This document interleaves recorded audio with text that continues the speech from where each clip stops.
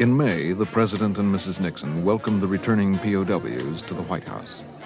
It is always the custom at a dinner at the White House to have a toast to the honored guest. The difficulty tonight is that there are so many honored guests that we would be drinking all night and into the day. Somebody just said, "What's wrong with that?" New Watergate charges were erupting daily, but the POWs remained loyal to their commander-in-chief. And sir, I would like to state for all of us that we never lost faith in your integrity or your courage, and we are proud to be citizens of the United States.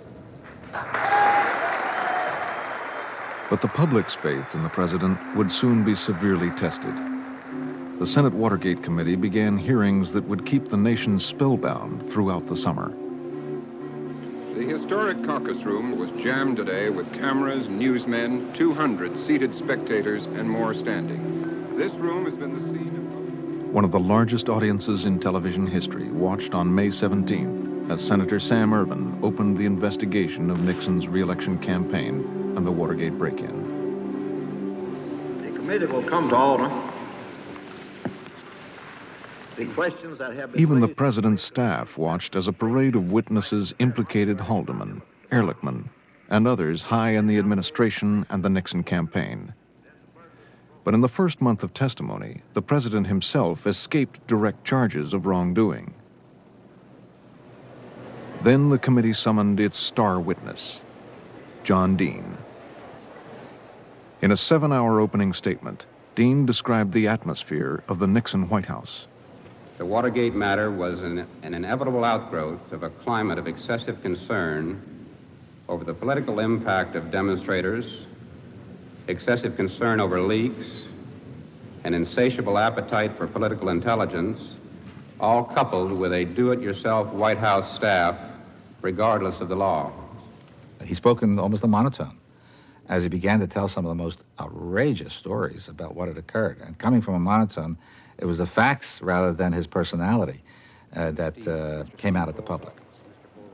Dean described his meeting on March 21st when he warned Nixon about the burglars' escalating demands. I told the president about the fact that there was no money to pay these individuals to meet their demands. He asked me how much it would cost. I told him I could only make an estimate that it might be as high as $1 million or more. He told me that that was no problem. He also looked over at Haldeman and repeated the same statement. That story came out. It was the very first time in the hearings, the very first time any evidence came forward that really put the president in on the obstruction of justice. The president who said he knew nothing about these things. The president who said he had started an investigation to find out who was involved. And here was an eyewitness, a person who was involved, who was testifying to the president's very deep involvement in the obstruction of justice and the cover-up. It was now the word of the president against his 34-year-old former counsel. The White House tried to undermine Dean's testimony by spreading rumors about his credibility and character. With no way to determine who was telling the truth, Nixon believed he would prevail. Then on July 16th, everything changed for Richard Nixon. My name is Alexander Porter Butterfield. Mr. Butterfield, are you aware of the installation of any listening devices in the Oval Office of the President? I was aware of listening devices. Yes, sir.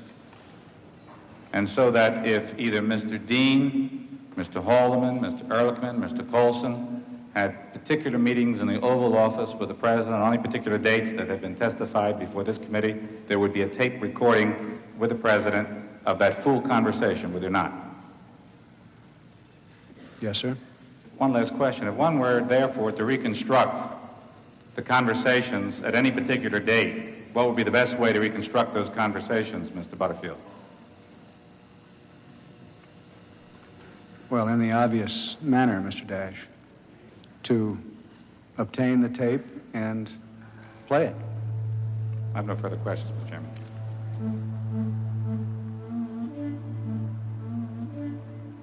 Nixon was in the hospital with viral pneumonia when he learned about Butterfield's testimony. He wrote on a bedside pad, "Should have destroyed the tapes after April 30th.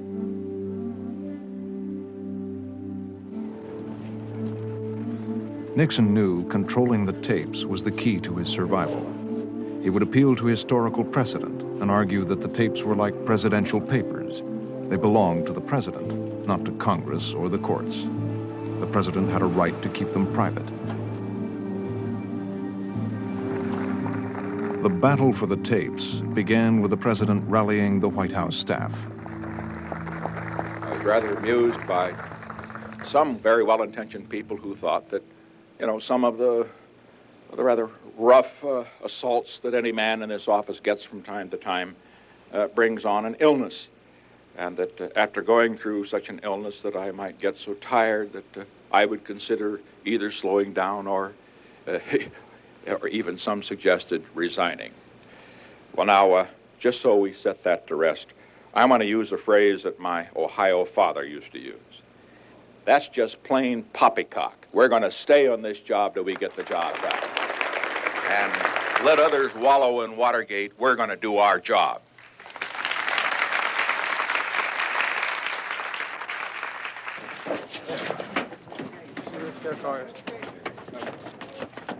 The continuing investigations placed new pressures on the White House.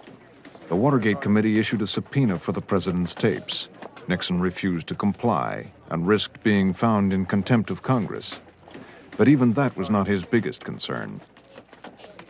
My own judgment. Pressured by Congress, Attorney General Elliot Richardson agreed to appoint an independent special prosecutor. He chose Archibald Cox and gave him sweeping powers to investigate the Nixon White House. What if this trail leads into the Oval Office at the White House? Well, as I replied then, the trail should be followed wherever it leads. Nixon later described Cox as the partisan viper we had planted in our bosom. We saw Archie Cox in political rather than legal terms. He was sort of the high guru of the Kennedy government in waiting in Cambridge. And the idea that these Kennedy and McGovern political operatives were going to be demanding to run barefoot through all the most private files of the Nixon White House was utterly appalling and absolutely outrageous. Cox and his staff requested sensitive White House files. Nixon reluctantly complied. Cox also demanded 9 of the president's tapes. Nixon refused.